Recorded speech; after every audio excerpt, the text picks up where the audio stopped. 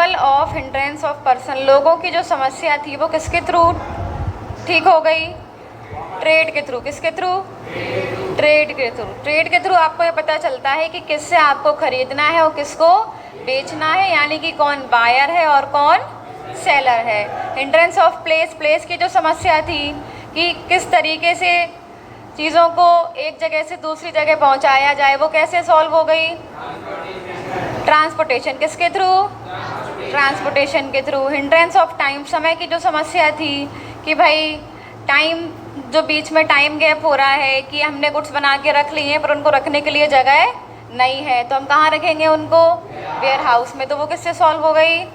Where housing से। Hindrance of risk, अब अपन ने गुड्स बना के तो रख लिए हैं, हो सकता है ये डर लगता है कि वो गोडाउन में भी रखें, कहीं आग ना लग जाए, कहीं चूहे खराब ना कर जाए, है ना, तो उसकी रिस्क रहती है। रिस्क को कवर करने के लिए क्या करेंगे? गुड्स का इंश्योरेंस करा लेंगे। हिंड्रेंस ऑफ फाइनेंस, हम जब भी नया बिजनेस स्टार्ट करते हैं या जो एग्जिस्टिंग बिजनेस है उसको एक्सपेंड करना चाहते हैं तो उस समय हमें फ़ंड की नीड होती है।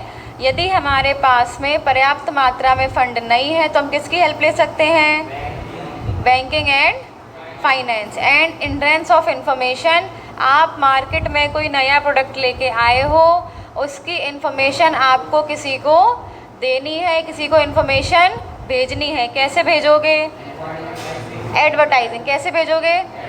यानी उस प्रोडक्ट के बारे में हम सभी को बताएंगे, पैम्पलेट्स बांटेंगे, होर्डिंग्स लगवाएंगे, एडवर्टाइज करेंगे तो सभी को उसके बारे में पता चल जाएगा। ठीक, अब देखिए फंक्शंस और रोल ऑफ कॉमर्स। कॉमर्स के क्या फंक्शंस होते हैं या फिर क्या रोल होता है? Commerce is considered as the backbone of the country. Commerce को क्या बोलते हैं? इंडस्ट्री का बैकबोन। बैकबोन समझते हो? रीढ़ की हड्डी, यानी बिना कॉमर्स के इंडस्ट्री जो है वो खड़ी नहीं रह सकती। कॉमर्स क्या है? उसकी बैकबोन। क्या है? Backbone. The goods produced by the industry reach the ultimate consumer only because of commerce. जो भी गुड्स इंडस्ट्री के थ्रू प्रोड्यूस किए जाते हैं वो अपने अल्टीमेट कंज्यूमर तक कब पहुंचते हैं? Because of commerce. यदि कॉमर्स नहीं होगा तो वो अल्टीमेट कंज्यूमर तक नहीं पहुंच पाएंगे। ठीक, उनको टाइम लगेगा पहुंचने में। तो फर्स्ट है आपका helps in removing the hindrance of persons. लोगों की जो समस्या थी उसको कैसे रिमूव किया कि हमको नहीं समझ में आ रहा था कि कौन प्रोड्यूसर है, किससे ख़रीदना है, किसको बेचना है, तो उसकी समस्या कैसे सॉल्व हुई? कॉमर्स के थ्रू। कैसे सॉल्व हुई? कॉमर्स के through. Goods are produced by a group of persons called producers. जो भी गुड्स हैं वो किसके थ्रू प्रोड्यूस किए जाते हैं? प्रोड्यूसर्स के द्वारा। किसके द्वारा? जो भी ग्रुप ऑफ पर्सन या जितने भी लोग होते हैं जो क्या प्रोड्यूस कर रहे हैं? गुड्स प्रोड्यूस कर रहे हैं, उन सभी को हम क्या बोलेंगे? प्रोड्यूसर्स। क्या बोलेंगे? Producers. These goods are produced for another group. ये जो गुड्स हैं वो किसी दूसरे ग्रुप के लिए बनाए जा रहे हैं। Who are called? कंज्यूमर्स। किसके लिए गुड्स बनाए जा रहे हैं? कंज्यूमर्स के लिए। The trade segment of commerce creates a link between producers and consumers. तो जो ट्रेड सेगमेंट है, तो जो लोगों की समस्या है वो सॉल्व कैसे हुई? ट्रेड के थ्रू। कैसे सॉल्व हुई? तो जो ट्रेड सेगमेंट है कॉमर्स का वो एक लिंक बनाता है। क्या बनाता है? किसके बीच में? Producer and consumers. की कंज्यूमर्स प्रोड्यूसर से खरीद सकें और प्रोड्यूसर कंज्यूमर को बेच सकें। ठीक, traders help in exchange of goods और services from the producer to consumer. अब जो प्रोड्यूसर होता है वो डायरेक्टली कंज्यूमर को तो नहीं बेचता है, यदि वो बेचने बैठ जाएगा तो प्रोडक्शन कब करेगा? तो प्रोड्यूसर जो होता है वो किसको सेल करता है? होलसेलर को। होलसेलर किसको सेल करता है? रिटेलर को। और रिटेलर कंज्यूमर को। तो बीच के जो लोग हैं होलसेलर और रिटेलर, ये लोग कौन है? ट्रेडर्स। कौन है? क्योंकि ये प्रोड्यूसर से सामान खरीद के अल्टीमेट कंज्यूमर तक पहुंचाते हैं। ठीक, तो ट्रेडर्स जो है वो हमारी हेल्प करते हैं इन एक्सचेंज ऑफ गुड्स और services from producer to consumer. Trader की हेल्प से आप गुड्स एंड सर्विसेज को प्रोड्यूसर से कंज्यूमर तक पहुंचा सकते हैं। तो किसकी समस्या सॉल्व हो गई? लोगों की, कि किससे खरीदें और किसको सेल करें। ठीक, बनाता कौन है? प्रोड्यूसर। कंज्यूम कौन करता है? कंज्यूमर्स। पहुंचाता कौन है? ट्रेडर्स। ठीक, अब देखिए helps in removing hindrance of place. हमने सामान तो बना लिया है बट उसकी, अब देखो कोई भी चीज़ होती है वो एक जगह बनती है बट नीड उसकी सभी जगह होती है। जैसे कि चाय है, टी कहाँ बनती है? असम में। तो क्या केवल असम में ही उसका कंजम्पशन होता है?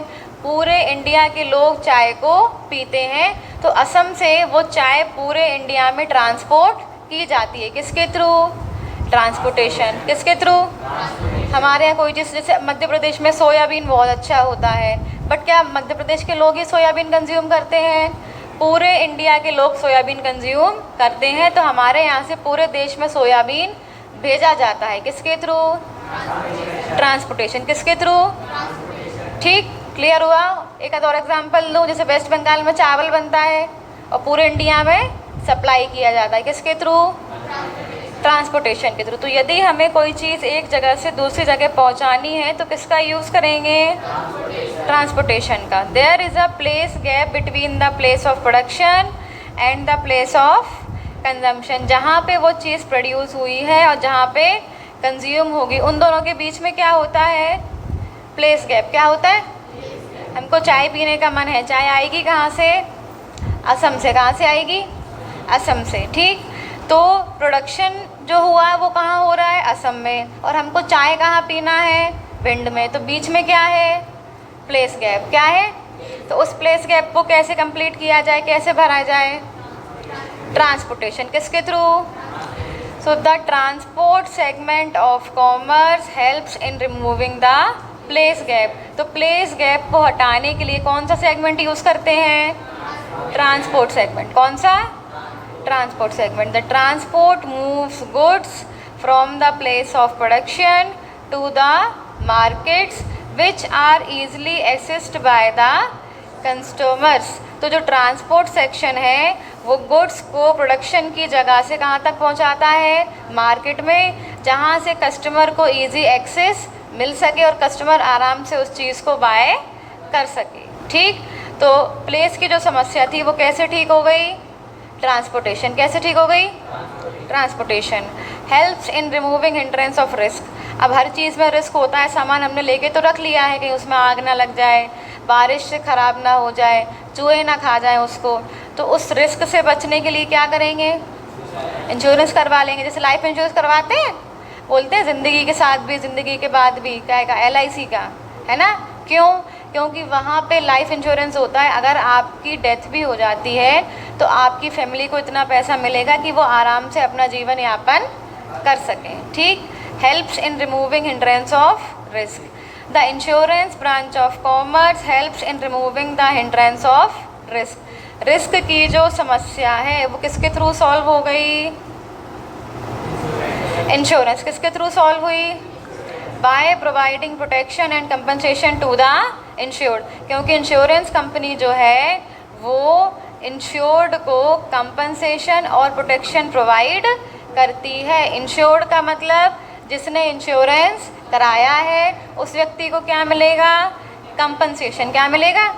कंपनसेशन बोल सकते हैं, प्रोटेक्शन बोल सकते हैं। सपोज दैट हमारे गोडाउन में माल भरा है 5 लाख का, ठीक, और वहाँ पे आग लग गई और अपन ने उसका इंश्योरेंस करवा रखा था।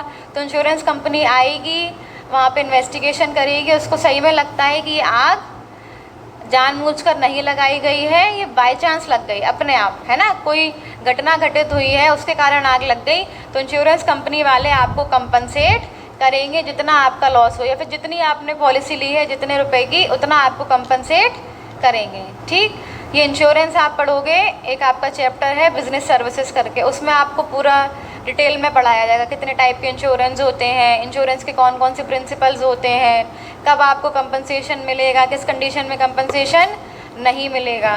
ठीक, so the common types of risk. Common types of risk कौन सी होती हैं जो कवर की जाती हैं? लॉस बाय फायर, आग लगने पर, लॉस बाय थेफ्ट, चोरी होने पर, लॉस बाय एक्सीडेंट, कोई एक्सीडेंट हो जाए रास्ते में और उस गुड्स का हमने, कोई एक्सीडेंट का मतलब है भूकंप आ जाए, है ना, अब टीवी लगी हुई है पूरे शोरूम में LCD, भूकंप आ गया सब नीचे उतर आई, कितना लॉस होगा। तो यदि हमने उस गुड्स का इंश्योरेंस करवा रखा है तो हमें कंपनसेशन मिलेगा। ठीक, तो कॉमन टाइप्स ऑफ रिस्क क्या होती हैं? Loss by fire, loss by theft, goods चोरी हो जाना और किसी एक्सीडेंट के द्वारा गुड्स का ख़राब हो जाना, नष्ट हो जाना, टूट जाना, कुछ भी XYZ कुछ भी हो सकता है। तो इस प्रकार की जितनी भी रिस्क होती हैं वो सभी कहाँ कवर हो जाती हैं? इंश्योरेंस में। कहाँ कवर हो जाती है? इंश्योरेंस। अब देखिए, helps in removing hindrance of knowledge.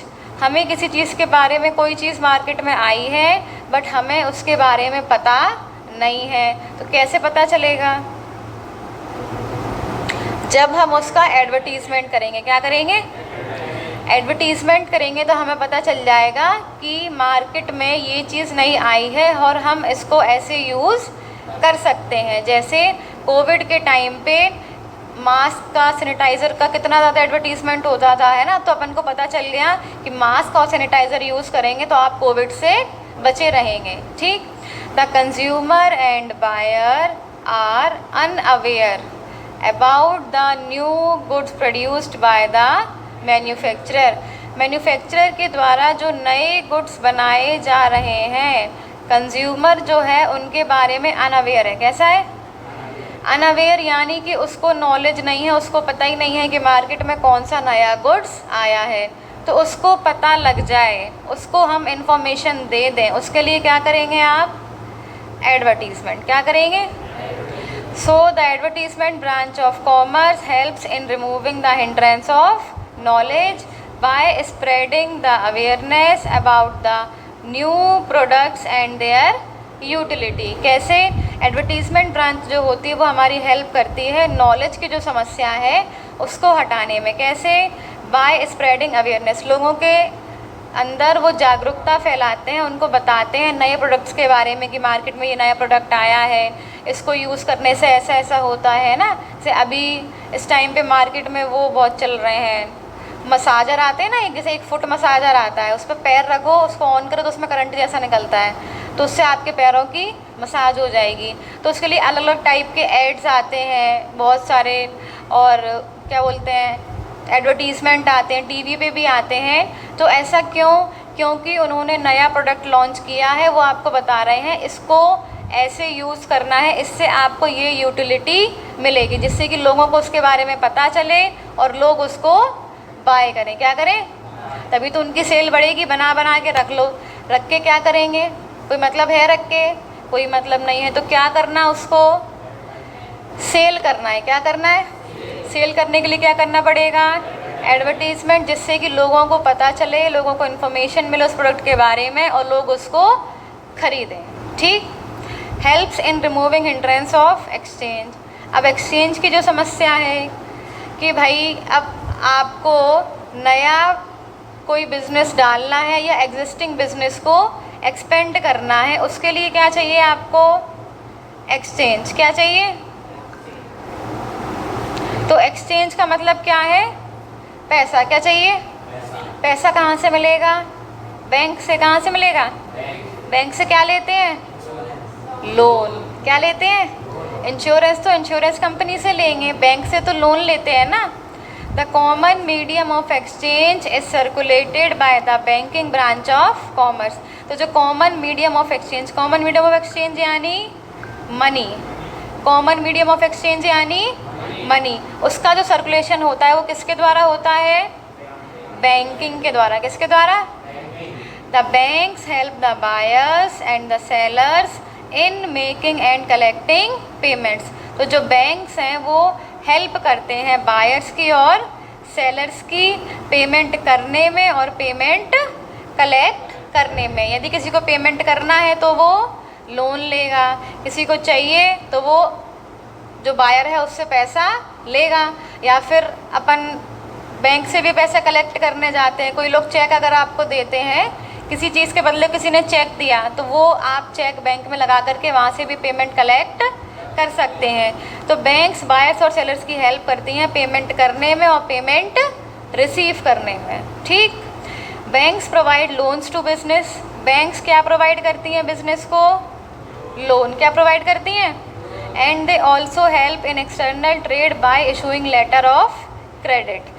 Bank जो है हमारी एक्सटर्नल ट्रेड करने में भी हेल्प करती हैं। एक्सटर्नल ट्रेड का मतलब क्या है? इम्पोर्ट एंड एक्सपोर्ट, यानी किसी दूसरी कंट्री के साथ में हम ट्रेड कर सकते हैं by issuing letter of credit. किसके द्वारा? लेटर ऑफ क्रेडिट इशू करके। किसके द्वारा?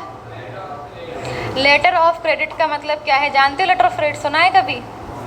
लेटर ऑफ क्रेडिट एक ऐसा डॉक्यूमेंट होता है जब अपन इम्पोर्ट एक्सपोर्ट करते हैं। सपोज दैट हम इम्पोर्ट करा रहे हैं, क्या करा रहे हैं? ठीक, तो हमने बाहर की कंट्री से सामान मंगाया, अब हमें उनको पेमेंट करना पड़ेगा, और अब हम उनको पेमेंट कर दें, उनने सामान नहीं भेजा, तो किसकी रिस्क? हमारी रिस्क। और वो हमको सामान भेज दें, हमने पेमेंट नहीं भेजा, किसकी रिस्क? उनकी रिस्क। तो अब इन दोनों रिस्क को ख़त्म करने के लिए क्या किया जाता है? लेटर ऑफ क्रेडिट इशू किया जाता है। तो हमारी जो बैंक है, हम उससे लेटर ऑफ क्रेडिट बनवा के उनकी बैंक को भेज देंगे, जिसमें ये लिखा होता है कि ये मिस्टर ए है, इनके बिहाफ पर हमने लेटर ऑफ क्रेडिट बना के दिया है। यदि ये पेमेंट नहीं करते तो हम जिम्मेदारी किसकी पेमेंट करने की? बैंक की। बैंक अपने बिहाफ पे लेटर ऑफ क्रेडिट बना के देता है। तो बैंक में भी आपकी जान पहचान होनी चाहिए, आपका अच्छा क्रेडिट स्कोर होना चाहिए, तभी बैंक आपको लेटर ऑफ क्रेडिट बना के देगी। तो हमने लेटर ऑफ क्रेडिट बनवा के किसको भेज दिया? एक्सपोर्टर की बैंक को। किसको भेज दिया? जो वहाँ से एक्सपोर्ट करने वाला है। हम कौन है? इम्पोर्टर, क्योंकि हम मंगा रहे हैं। तो उनको ये एश्योरेंस हो गया कि इनके बिहाफ पर ये जो बैंक है ये पेमेंट करेगी। तो जैसे ही हमको सामान रिसीव होगा, हमारी बैंक के द्वारा उनको पेमेंट कर दिया जाएगा। उसको बोलते हैं लेटर ऑफ क्रेडिट। तो ये कहाँ पे यूज़ किया जाता है? एक्सटर्नल ट्रेड में। कहाँ पे? एक्सटर्नल ट्रेड बोले तो इम्पोर्ट एंड एक्सपोर्ट। इम्पोर्ट यानी दूसरी कंट्री से खरीदना, एक्सपोर्ट यानी दूसरी कंट्री को बेचना, सेल करना। ठीक, अब देखिए, helps in removing hindrance of time. Time की जो समस्या है, बीच में टाइम गैप आता है। जब हम गुड्स प्रोड्यूस करते हैं, प्रोड्यूस करने से उसके सेल होने तक के बीच में एक टाइम गैप है टाइम गैप। अब जैसे सर्दियों में कौन से कपड़े बिकते हैं? Winter clothes. कौन से बिकते हैं? तो क्या केवल सर्दियों में ही बनाए जाते हैं? उनका काम पूरी साल होता है, साल भर बनाए जाते हैं, बिकते केवल विंटर्स में है। तो साल भर जो बनाए गए उनको रखने के लिए जगह भी तो चाहिए। तो वो जो समय की समस्या है कि भाई आज बन तो हैं बट बिकेंगे कुछ टाइम बाद, तो उस टाइम गैप में कहाँ रखें? Warehouse. कहाँ रखें? वेयर हाउस में। Some goods are produced. अब जैसे वेयर हाउस होते हैं, ऐसे कोल्ड स्टोर होते हैं। कोल्ड स्टोर सुना है? जहाँ पे आलू वगैरह रखे जाते हैं, देखे भी होंगे तुम लोगों ने। क्यों? जिससे कि वो ख़राब ना हो। तो वो भी वेयर हाउस का ही टाइप है। ठीक, some goods are produced in a particular season. कुछ गुड्स ऐसे होते हैं जो पर्टिकुलर सीज़न में ही बनाए जाते हैं, but are demanded throughout the year. But उनकी डिमांड कैसी होती है? साल भर। कैसी होती है? अब जैसे आलू जो हम उगाते हैं वो एक पर्टिकुलर सीज़न में शायद आता है, ठीक, बट उसकी डिमांड कैसे होती है? साल भर। तो इसलिए उसको कहाँ रखते हैं? कोल्ड स्टोर में। Similarly some goods are produce throughout the year. कुछ गुड्स ऐसे होते हैं जो साल भर बनते हैं, पर उनकी डिमांड कैसी होती है? पर्टिकुलर सीज़न में। जैसे कि विंटर में हम जो चीज़ें यूज़ करते हैं उनकी जो प्रोडक्शन है साल भर होती है, throughout the year, but उनकी डिमांड केवल कब होती है? विंटर सीजन में। ठीक, so there is a time gap. बीच में क्या है? Between the production and consumption. Production से लेके कंजम्पशन होने के बीच में टाइम गैप है। क्या है? तो उस टाइम गैप को आप कैसे फिल करें? कैसे फिल करें? Warehousing. कैसे फिल करें? Warehousing segment of commerce helps in removing the problem of time gap. तो वेयर हाउसिंग सेगमेंट जो है वो हमारी हेल्प करता है किसमें? टाइम गैप की जो समस्या है उसको रिमूव करने में। क्या करने में? रिमूव करने में, हटाने में, कि अब हमारे पास समस्या नहीं है, साल भर बन रहा है, बनने तो उसको कहाँ रखेंगे? वेयर हाउस में। जब नीड होगी उसको मार्केट में पहुँचा देंगे। The goods can be kept safely in the warehouses till they are demanded in the market. जब तक कि गुड्स की डिमांड मार्केट में नहीं होती है तब तक के लिए हम उनको संभाल के कहाँ रख सकते हैं? वेयर हाउस में। कहाँ रख सकते हैं? वेयर हाउस में। तो जो टाइम की समस्या थी वो कैसे सॉल्व हो गई? वेयर हाउसिंग के थ्रू। कुछ गुड्स ऐसे होते हैं जो पर्टिकुलर सीजन में बनते हैं बट डिमांड साल भर होती है।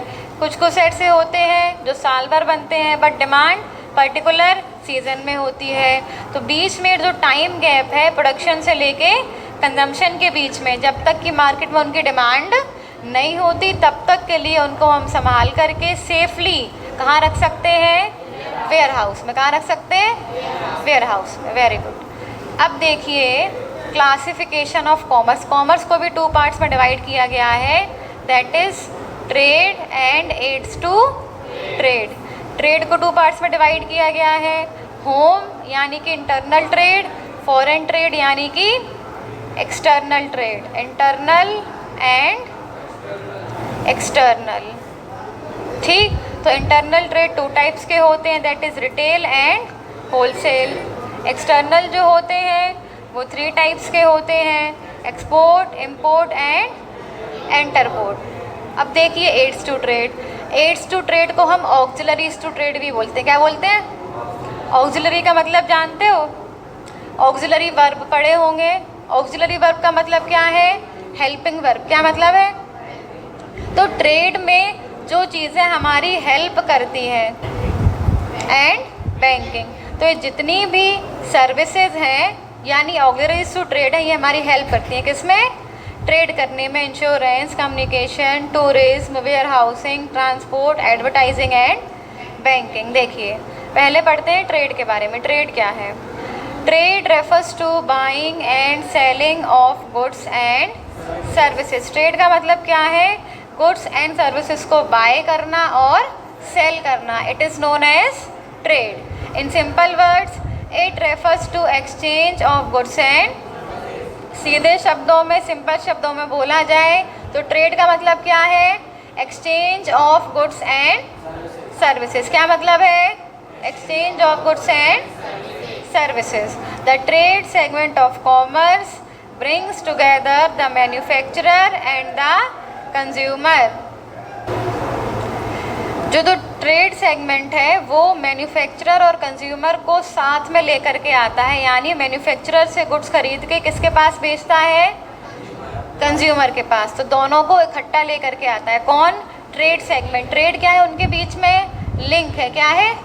क्योंकि वो मैन्युफैक्चरर से खरीदते हैं और कस्टमर को सेल करते हैं, क्योंकि मैन्युफैक्चरर डायरेक्ट कस्टमर को कांटेक्ट नहीं कर सकता, उसके पास में प्रोडक्शन का इतना काम होता है। यदि वो एक एक करके बेचने लग जाएगा तो प्रोडक्शन कब करेगा? ठीक। The traders act as link between the manufacturer and the consumer. Trader क्या है? लिंक है। क्या है? किसके बीच में? मैन्युफैक्चरर और कंज्यूमर के बीच में, कॉज वो मैन्युफैक्चरर से खरीदता है और कंज्यूमर को सेल करता है। तो ये हो गया अपना ट्रेड। क्या हो गया? Buying and selling of goods and services. ठीक। ट्रेडर्स कौन होते हैं? लिंक। क्या होते हैं? किससे खरीदते किसको बेचते हैं? मैन्युफैक्चरर से खरीदते हैं, कंज्यूमर को बेचते हैं। तो ट्रेड आपके 2 टाइप्स के होते हैं, होम और फॉरेन, या फिर इंटरनल और एक्सटर्नल। इंटरनल ट्रेड क्या होता है? देखिए it refers to buying and selling of goods and services within the geographical boundaries of the country. हमारी कंट्री की जोग्राफिकल बाउंड्रीज के अंदर जितना भी व्यापार हो रहा है, जितना भी ट्रेड हो रहा है, वो क्या है? Internal trade. क्या है? हमारी कंट्री के बाउंड्रीज़ के अंदर, यानी कि सिर्फ इंडिया में, हम जिस कंट्री में रहते हैं उस कंट्री में, अभी हम कहाँ रह रहे हैं? इंडिया में। तो इंडिया के अंदर इंडिया की बाउंड्रीज़ के अंदर जितना भी ट्रेड हो रहा है, जितना भी व्यापार हो रहा है, आप दिल्ली से कर्नाटक भेज रहे हो, कर्नाटक से मुंबई भेज रहे हो, मुंबई से बेंगलोर भेज रहे हो, बेंगलोर से लखनऊ भेज रहे हो, तो आपस में सिटीज़ में, स्टेट्स में जितना भी व्यापार हो रहा है वो सभी क्या है? Internal trade. क्या है? बस इंडिया के अंदर होना चाहिए। ठीक। It is also known age home trade और डोमेस्टिक ट्रेड। इसको अपन होम ट्रेड भी बोलते हैं, डोमेस्टिक ट्रेड भी बोलते हैं, और इसको बोलते हैं इनलैंड ट्रेड। क्या बोलते हैं? Inland trade. ठीक। Home trade, domestic trade, inland trade and internal trade. Here trading takes place in the home currency only. यहाँ पर जो ट्रेडिंग होती है, यानी जो व्यापार होता है, वो केवल किस में होता है? Home currency. किस में होता है? हमारी करेंसी क्या है? रुपीज़। क्या है? तो हमारे यहाँ पे जितना भी व्यापार होगा वो किस में होगा, रुपीज़ में होगा। यूएसए की करेंसी क्या है, डॉलर, तो वहाँ पे जितना भी ट्रेड होगा किस में होगा, डॉलर में होगा। ठीक, तो इंटरनल ट्रेड का मतलब क्या, buying and selling of goods and services within the geographical boundaries of the country and it is also known age home trade, domestic trade और इनलैंड ट्रेड। ठीक, यहाँ पे जो ट्रेड होता है वो किस में होता है, होम करेंसी, किस में होता है, और हमारी होम करेंसी क्या है, रुपीज़।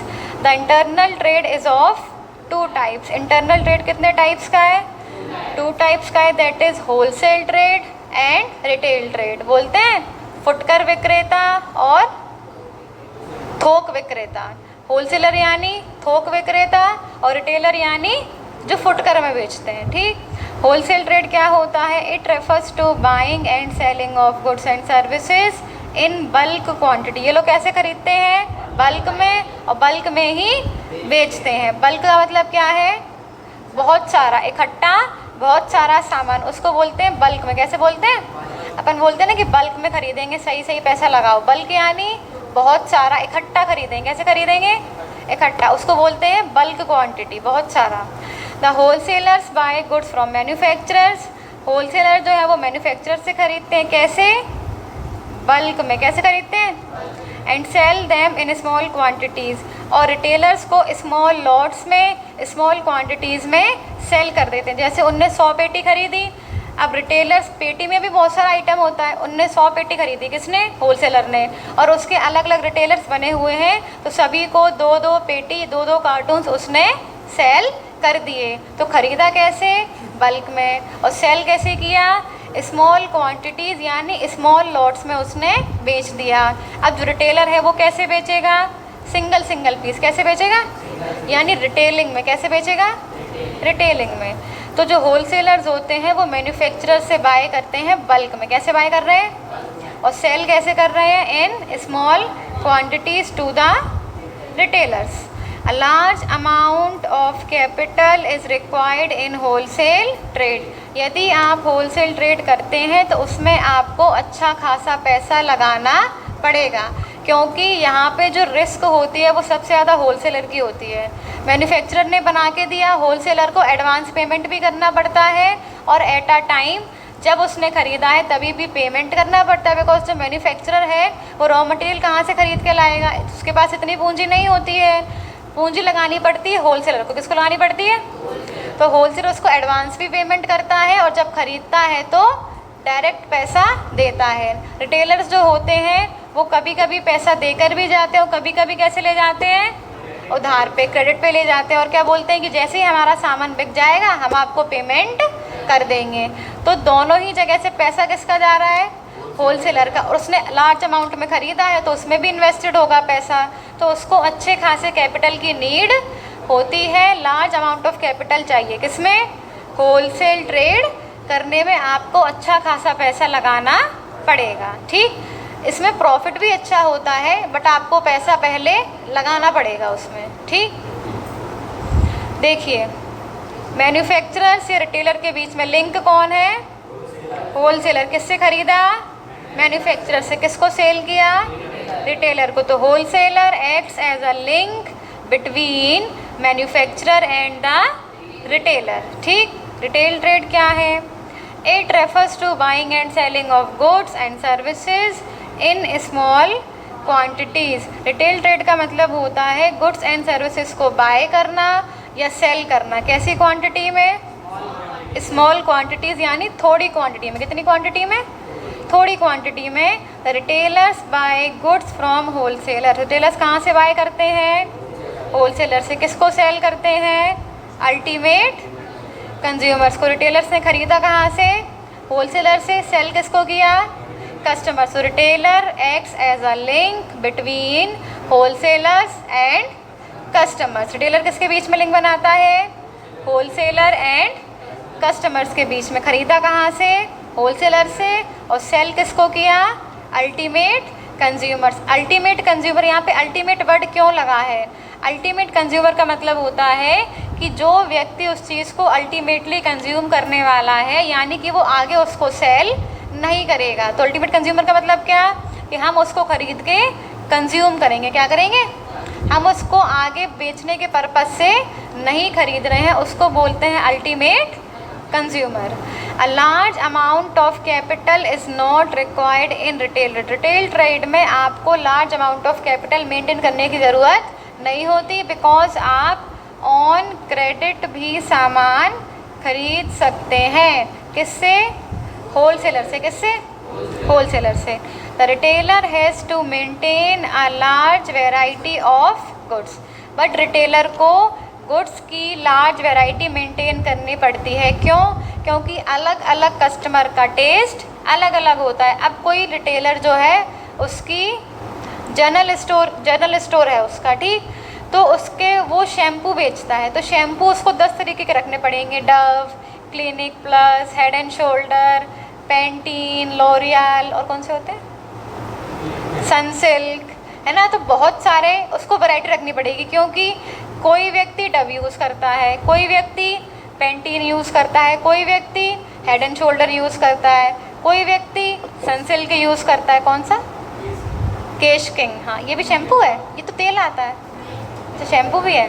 तो सबकी अलग अलग चॉइस है भाई, कोई केश किंग यूज़ करता है, किसी को काले घने लंबे बाल चाहिए, है ना, तो वो क्या लगा रहा है, केश किंग। तो सभी की डिमांड कैसी है, अलग अलग। तो हमें सभी की वैरायटी वाले, सभी के डिमांड वाले प्रोडक्ट रखने पड़ेंगे, तभी आप अपना स्टोर चला पाओगे। अदरवाइज़ आप बोलो कि नहीं हम तो डव ही बेचते हैं, डव ले जाओ बहुत बढ़िया है, हम डव यूज़ ही नहीं करते, कैसे ले जाएं। जो आदमी कपड़े बेचता है उसको वैरायटी रखनी पड़ती है, भाई हमको तो स्ट्रेट फिट जीन्स दिखाओ, भाई ये वाला नहीं, मॉम्स फिट दिखाओ, ये वाला नहीं जो फटे फटे आते हैं डैमेज वाले वो दिखाओ। वैरायटी चाहिए, क्या चाहिए, क्योंकि सभी की पसंद, डिमांड, टेस्ट और प्रेफरेंस अलग अलग होता है। दैट्स वाई रिटेलर को एक वैरायटी मेंटेन करनी पड़ती है, उसको हर वैरायटी का सामान रखना पड़ेगा। कोई भी चीज़ हो, नमकीन हो, बिस्किट हो, सोप हो, शैम्पू हो, क्रीम हो, उसको वैरायटी रखनी ही पड़ेगी, ठीक। तो ये हो गया अपना रिटेल ट्रेड। होलसेलर किसके बीच में लिंक बनाता है, मैन्युफैक्चरर एंड रिटेलर, और रिटेलर किसके बीच में बनाता है, होलसेलर एंड कस्टमर के बीच में, ठीक। अब देखिए ये तो हो गया अपना इंटरनल ट्रेड। इंटरनल ट्रेड क्या होता है, with in the boundaries of the country. Internal trade is of 2 types, that is wholesale trade and retail. Wholesaler क्या करता है, बल्क में खरीदता है, स्मॉल क्वांटिटीज़ में सेल करता है। रिटेलर क्या करता है, होलसेलर से खरीदता है और कस्टमर तक पहुंचाता है, ठीक।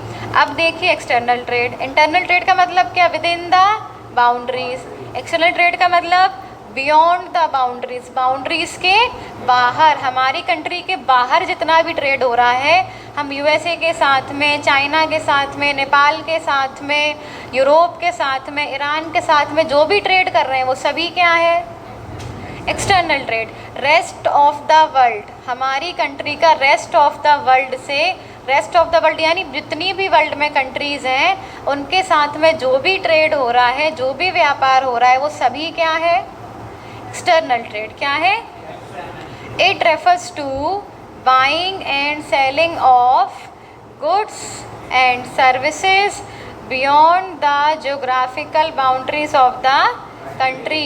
बियॉन्ड द जोग्राफिकल बाउंड्रीज मतलब हमारी कंट्री की जो जोग्राफिकल बाउंड्रीज है उसके बाहर, उसके बाहर जितना भी व्यापार हो रहा है वो सभी क्या है, एक्सटर्नल ट्रेड। क्या है, इसको अपन इंटरनेशनल ट्रेड भी बोलते हैं। क्या बोलते हैं, it is also known as international और फॉरेन ट्रेड। इंटरनेशनल भी बोलते हैं और फॉरेन ट्रेड भी बोलते हैं, ठीक। इन वो इंटरनल होगा। अंडमान निकोबार तो यूनियन टेरिटरी है ना, वो इंडिया में ही तो है, वो आइसलैंड है, यूनियन टेरिटरीज है, वो पार्ट तो इंडिया का ही है। तो उनके साथ में भी हम जो ट्रेड करेंगे वहाँ पे जाने के लिए वीज़ा लगता है क्या, नहीं लगता। क्यों, क्योंकि इंडिया का पार्ट है। तो उनके साथ में भी जो व्यापार होगा वो किस में आएगा, इंटरनल ट्रेड में। यदि इंडिया के बाहर आप यदि मालदीव से करते हो, मालदीव जो है वो इंडिया के बाहर है, वहाँ पे जाने का वीज़ा लगता है, तो उसके लिए क्या यूज़ होगा, एक्सटर्नल ट्रेड, ठीक। इन external trade the market is very wide. External trade में मार्केट जो होता है वो बहुत ही वाइड होता है, बहुत ही बड़ा होता है। क्यों? क्योंकि हम पूरे वर्ल्ड में ट्रेड कर रहे हैं। कहाँ कर रहे हैं? तो उसका जो आकार है वह बहुत ज़्यादा इंक्रीज़ हो जाता है। ठीक, here trading takes place in terms of foreign currency only. यहाँ पे जो ट्रेडिंग हो रही है वो किस में हो रही है? सिर्फ फॉरेन करेंसी में। किस में होगी? जिस कंट्री के साथ में व्यापार करेंगे उस कंट्री की करेंसी यहाँ पे यूज़ की जाएगी। फॉर एग्जांपल आप यूएसए के साथ में कर रहे हो तो क्या यूज़ करेंगे? Dollar. The external trade involves completion of various rules regulation such as licensing, custom clearance.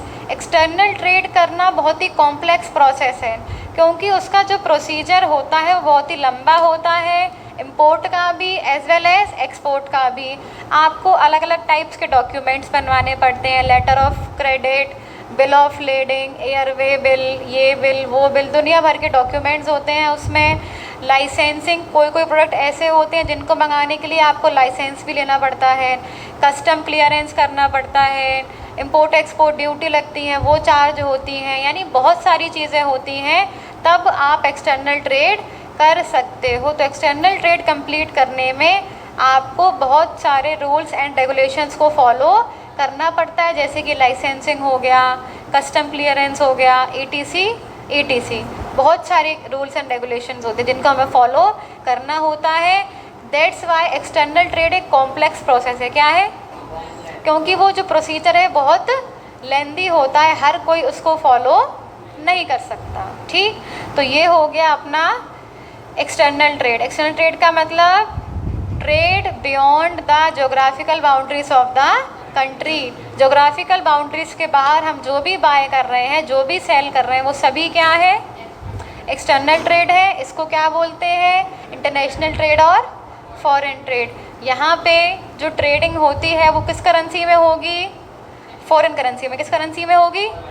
और उसको कंप्लीट करने में आपको बहुत प्रकार के रूल्स एंड रेगुलेशंस को फॉलो करना पड़ेगा। क्लियर? अब देखिए एक्सटर्नल ट्रेड जो होता है वो 3 टाइप्स का। कितने टाइप्स का? 3 टाइप्स का। That is export trade, import trade and entrepot. Export trade क्या है?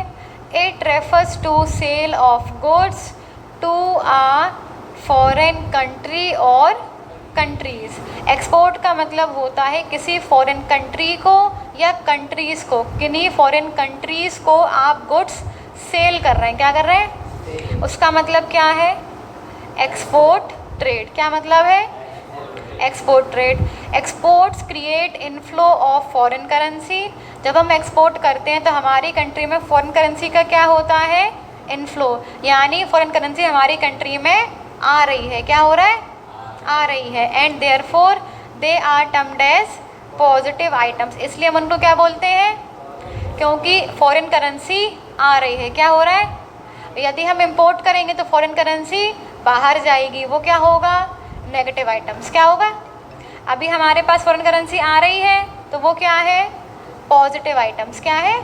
इसको जब बैलेंस ऑफ पेमेंट बनाते हैं वहाँ पे इसकी रिकॉर्डिंग होती है, वहाँ पे इसको रिकॉर्ड करते हैं। तो जब फॉरेन करेंसी आ रही है उसको कैसे रिकॉर्ड करेंगे? एज अ पॉजिटिव आइटम, और जब जाएगी तो as a negative item.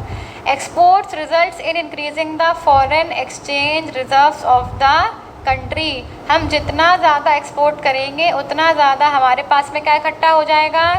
Foreign exchange reserve. क्या इकट्ठा हो जाएगा? इसको अपन फॉरेक्स भी बोलते हैं शॉर्ट में। क्या बोलते हैं?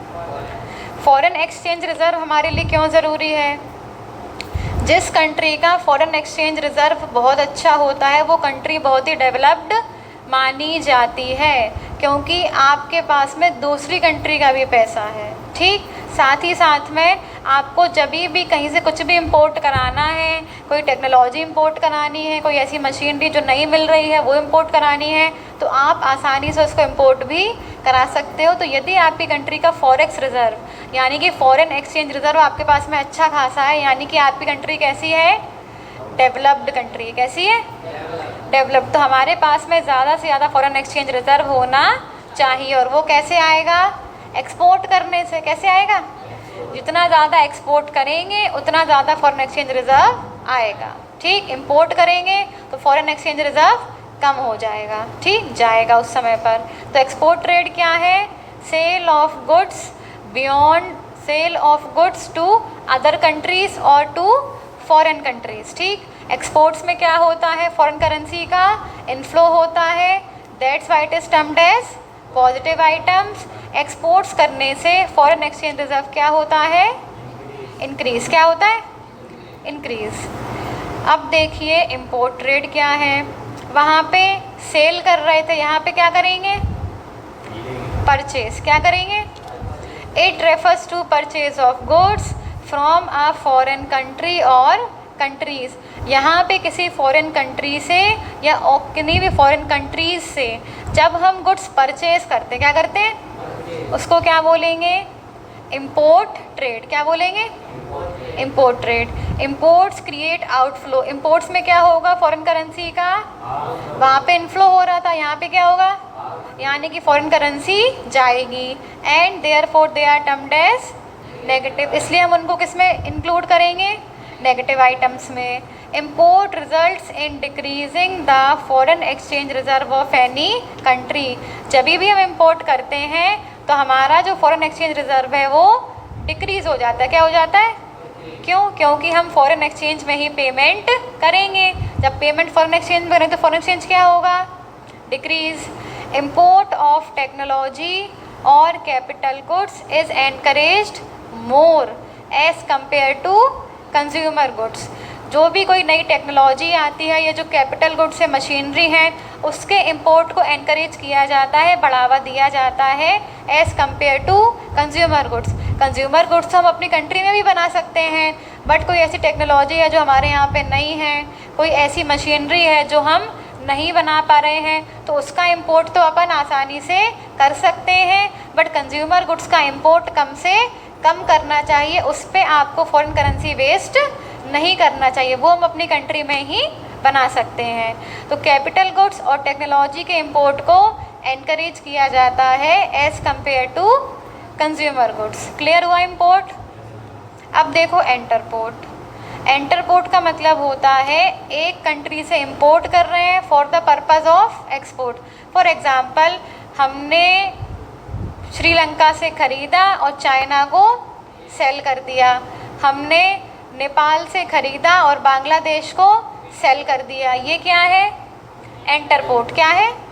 एंटरपोर्ट। It refers to import of goods for the purpose of exports. यहाँ पे गुड्स इंपोर्ट क्यों कराते हैं? एक्सपोर्ट करने के लिए। किस लिए? एक्सपोर्ट। उसमें बीच में अपना मार्जिन रहता है, वहाँ से मंगाया और उनको बेच दिया। In entrepot the goods are purchased from a foreign country but not for consumption in home country. यहाँ पे जो गुड्स हैं वो किसी फॉरेन कंट्री से परचेज़ किए जाते हैं, बट खुद के कंजम्पशन के लिए परचेज़ नहीं किए जाते हैं, but for selling these goods to some other foreign country. किसी फॉरेन कंट्री को सेल करने के लिए ख़रीदते हैं। किस लिए? हम सेल्फ कंजम्पशन नहीं कर रहे हैं। जैसे दुकानदार होता है, शर्ट्स खरीद के लाया, ठीक, तो वो शर्ट्स के खुद के पहनने के लिए लाया है। किस लिए? सेल करने के लिए। ऐसे ही जब हम किसी दूसरी कंट्री से कोई गुड्स खरीदते हैं, सेल्फ कंजम्पशन के लिए नहीं खरीदते। किस लिए? But for selling these goods to some other foreign country. इसको बोलते हैं एंटरपोर्ट। क्या बोलते हैं? एंटरपोर्ट, ठीक।